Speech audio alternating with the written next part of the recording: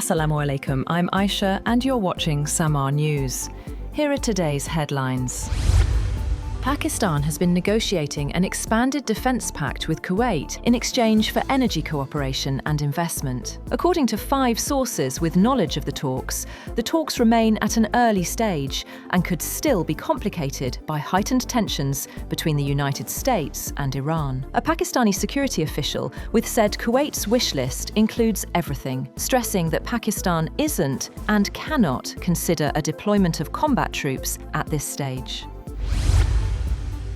Iran has launched renewed attacks on US Gulf allies after a 7th straight night of US strikes targeting Iranian military sites, including logistics infrastructure, escalating the war 1 week after a fragile ceasefire agreement fell apart. Both sides also took aim at shipping traffic, with the US saying it was enforcing a naval blockade, while Iran said it targeted vessels that violated its rules on navigating the Strait of Hormuz, the vital waterway for 1/5 of the world's oil supply. The US military's Central Command said it concluded its latest round of attacks by hitting surveillance sites, military logistics infrastructure, underground weapons storage, and maritime capabilities.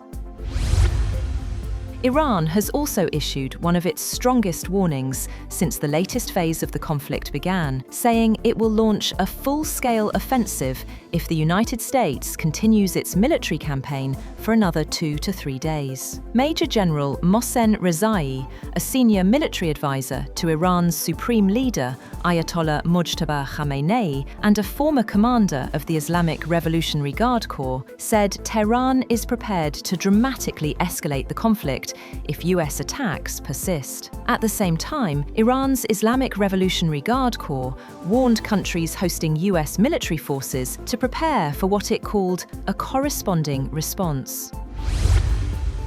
Wildfire smoke from hundreds of blazes in Canada has spread across large parts of the United States. US President Donald Trump has blamed Canada for the pollution, threatening to add the economic cost of the smoke to existing tariffs on Canadian imports. In a post on Truth Social on Friday, Trump said Canada should be held accountable for failing to properly maintain its forests. Canada has rejected suggestions that the country failed to address the wildfire crisis. A minister said Ottawa has invested about $8.56 billion in forest sustainability, wildfire prevention, and emergency preparedness since 2020.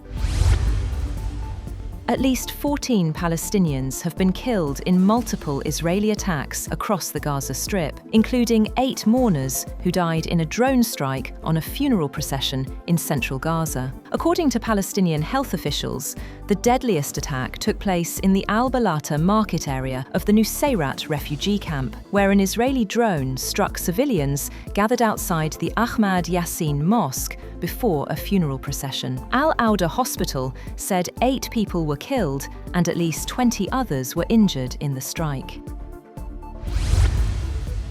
Iran's Foreign Minister Abbas Araghchi has accused Israel of using US influence to push Washington toward conflict with Tehran. In a post on X, Araghchi claimed that Israel was waging a campaign to steer US policy and alleged it was using American taxpayer money to silence critics. His remarks reference a Time magazine report on an alleged Israeli influence operation targeting the MAGA political base.